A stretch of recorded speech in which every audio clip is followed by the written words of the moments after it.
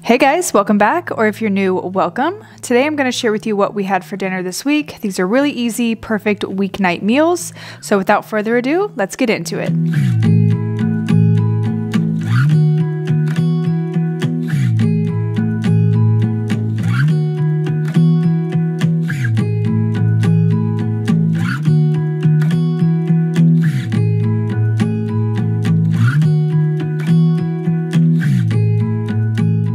Alright, first up is one of my absolute favorites. It is a Meatballs Sub. Now you can easily make these meatballs and add it to spaghetti, or you can put it on a roll like I did. These meatballs are super versatile. So we're going to start with a pound of 85/15 ground beef. You do need a little bit of fat in there for flavor. Then I'll be adding 1 egg, followed by about a half of a yellow onion. You can always add more or less if you'd like.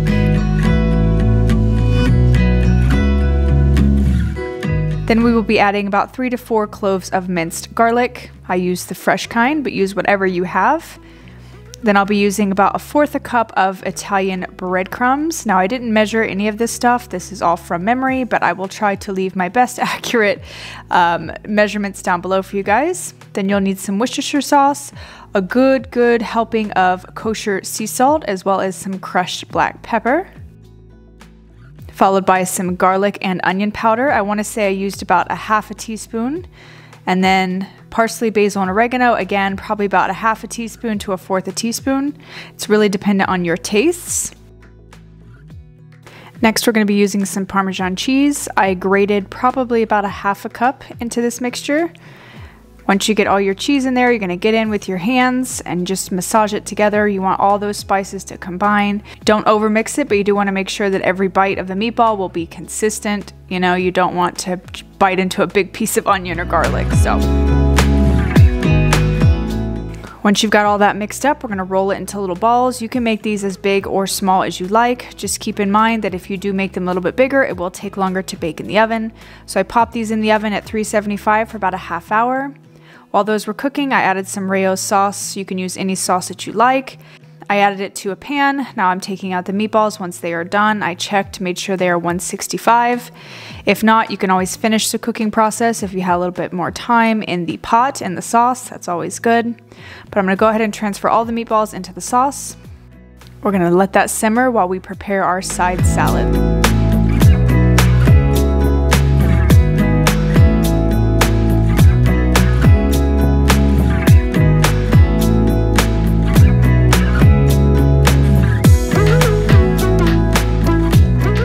So I've got some romaine hearts. I'm going to cut the stem off, cut them in pieces, put it in my salad spinner, give it a good wash. I washed them twice. And make sure you clean your produce really well. Now I'm just going to be taking some cucumber and some tomato, just a super simple salad just for me. My daughter doesn't really care for salad yet. She's too young. So this one is just for me. So I'm going to go ahead and slice up my cucumbers and slice up my tomatoes. Now we're going to start working on our rolls. I got these little sub rolls from Walmart. They were super cheap and really good. So I'm just going to cut them down the middle. I'm just making 2, one for me, one for my husband. Now I went ahead and stuck it in the oven at 400 just for 5 minutes to get them nice and toasty. Now I'm going to top them with some mozzarella cheese. After that, we're going to add our meatballs. You can add as many or as little as you'd like. You can even cut them in half. That might make it easier to eat, less messy.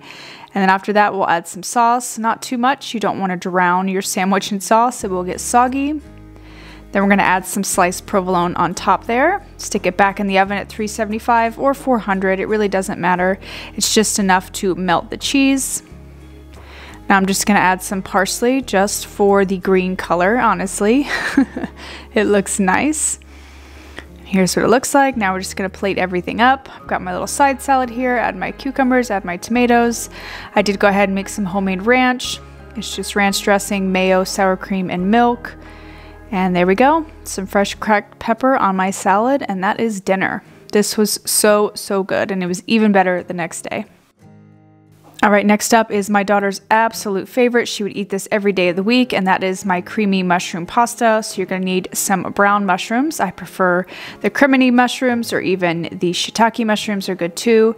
So I went ahead and washed all my mushrooms off camera. Now I'm just gonna start slicing them as thin as I can.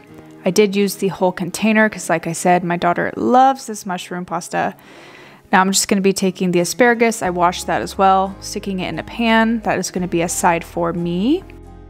Now I used about 4 to 5 cloves of garlic. Some were bigger than others. I really like garlic, so you can add more or less to your taste. Now I'm going to add about 2 tablespoons of olive oil to 1 tablespoon of butter. I'm going to melt that up. Pop in our mushrooms. You're just going to get those nice and browned. I did add some salt and pepper that will draw the water out. Once you've got rid of most of the liquid, it'll look like so. You're going to go ahead and transfer those to a bowl. You're going to deglaze the pan with some chicken broth. You can use white wine as well. Since I'm pregnant, I'm going to use chicken broth. I used about another tablespoon and a half of butter. And then we're adding that garlic into the mixture. You're going to melt all that down. While that is simmering, you want to stick in your pasta. I am using thin spaghetti. You can use linguine, you can use angel hair, use whatever kind you like. Once that, garlic mixture, sauce mixture has cooked for about 1 minute to 2 minutes, just until fragrant, you're going to add your heavy cream. You're going to want that heavy cream to thicken, so while we are waiting for that, we're going to go ahead and cook up our asparagus. I do it super simple: olive oil, some kosher sea salt, toss it around for about 5 minutes, and it's done. Super, super simple. All right, now our sauce is starting to thicken. We're going to go ahead and add our seasoning. I'm going to add some salt, pepper, and then some garlic powder. Again, this is to taste, so use as much or as little as you'd like. I'm going to whisk that together, get that nice and combined. We're going to turn down the heat just a little bit since it's starting to thicken. Now we're going to add our Parmesan cheese. I used a good amount of this, guys, probably about 1/2 cup to a cup. It's completely up to you, but the more, the richer your sauce will be. As you can see, it's nice and thick. We're going to add those mushrooms back to the sauce, stir that around, add a little bit of parsley for color, and garnish. Now once our pasta is done, we drained it. Now we're going to add it to our sauce. This is the best way to do it. It's just so, so good. It's restaurant quality pasta here, guys. You can even add some grilled chicken to this. This is our vegetarian meal since we're not having any meat with it. So I do love it just as is. After I plated it up, I'm adding some more Parmesan cheese. Can never have too much of that. And that is it. This is so good, guys. You definitely have to try this if you like mushrooms. All right, next up is another favorite. It is my chicken pot pie. This looks intimidating, but trust me, guys, it is so simple. We're using store-bought dough here. So you're gonna need 2 large carrots, 2 stalks of celery, and about 3/4 of an onion, a yellow onion. I'm gonna go ahead and peel and chop all of those things. Do that real quick. Don't want to bore you guys too much with all the chopping. Now this recipe that I followed does add mushrooms. We love mushrooms. If you don't like it, you can omit it, completely up to you. I also chopped about 3 cloves of garlic, so got everything chopped and ready to go. Then you'll add at the end a cup of frozen peas. You want to make sure they are good and frozen still. So now we're going to add about 6 tablespoons of butter, about 2 tablespoons of olive oil, and our onions. You're going to go ahead and saute that just until starting to get translucent. Then we'll add our carrots and our celery. You want to cook that for about 8 minutes. After that, you're going to add your mushrooms and your garlic. Stir that all together just for about another minute or 2. After that, you're going to add about 3 tablespoons to 4 tablespoons of flour. Again, it's up to you. How thick do you want your sauce to be? After you've cooked down your flour, you're going to want to add your chicken stock. And don't worry, guys, I will leave all the exact measurements down below. It's about 2 cups of chicken stock to 1 cup of whipping cream, about 1/2 cup, I apologize, 1/2 cup of whipping cream. Stir that up. It should get nice and thick immediately, but you are going to want to put the lid on the top, let it cook down a little bit more.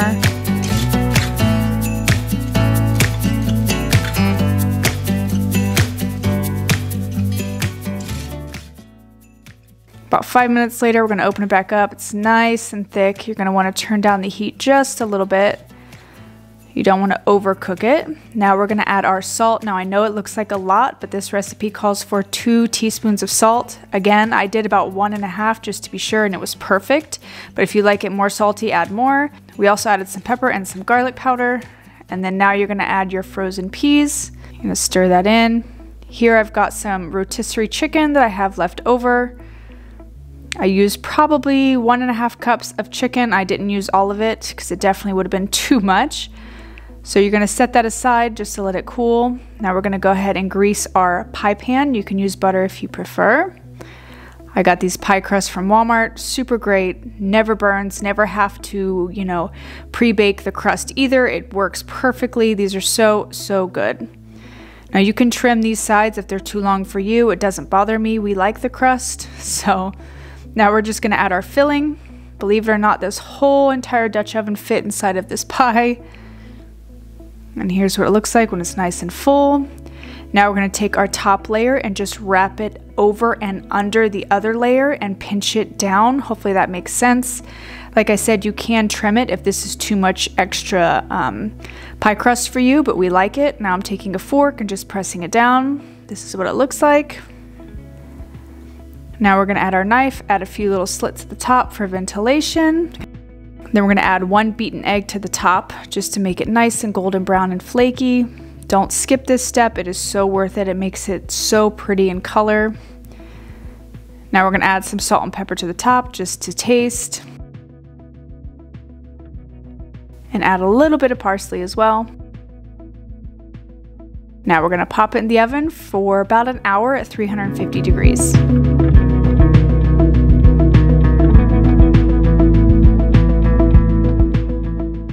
So after an hour, this is what we're left with. So good, guys. Doesn't that look so delicious? I let it cool for about 20 minutes just so it didn't fall apart when I cut into it. So definitely keep that in mind. I went ahead and sliced it, and now we're gonna serve. Oh man, my mouth is watering just watching this. This was so good. We had this for 2 days. It made so much food. Definitely have to try this recipe. All right, last but not least is one of my all-time favorites. I make this a few times a month. It is my stuffed pepper casserole. So if you like stuffed green peppers, this is basically like the innards of the pepper. My mom's been making stuffed pepper since I was a kid, and I absolutely adore it, and it tastes just like my mom's recipe. So I'm gonna go ahead and chop up 1 green pepper, 1 red pepper, and 1 orange pepper, just for some nice variety in color. Then we're gonna chop up 1 whole yellow onion, and of course, your minced garlic. It's about 3 to 4 cloves. Here I'm just going to be mixing up my seasoning. I didn't have any Italian seasoning, so I'm kind of creating my own. I'm also going to be adding some cumin to this. I think that's key, as well as some garlic powder, some kosher salt, and black pepper. We're going to mix that all together. Now we're going to go over to our Dutch oven again, add about 2 to 3 tablespoons of olive oil, dump in our onions. Get that nice and translucent, then we'll add our ground beef. I used about 1 pound of 93.7 ground beef. I like it a little bit more lean in this recipe.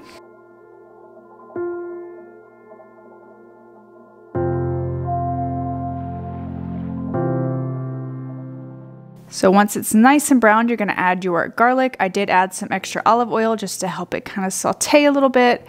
You're gonna cook that for about 1 to 2 minutes. Now we're gonna add our seasoning. You're gonna mix that around as well. Cook down those spices for another minute or 2. Now we're gonna take some spinach. I am using frozen spinach. If you don't like spinach, you can completely omit this. It does taste just as good without it. This is just to get more veggies in there, because you know I'm pregnant. I would like as much veggies as I can get.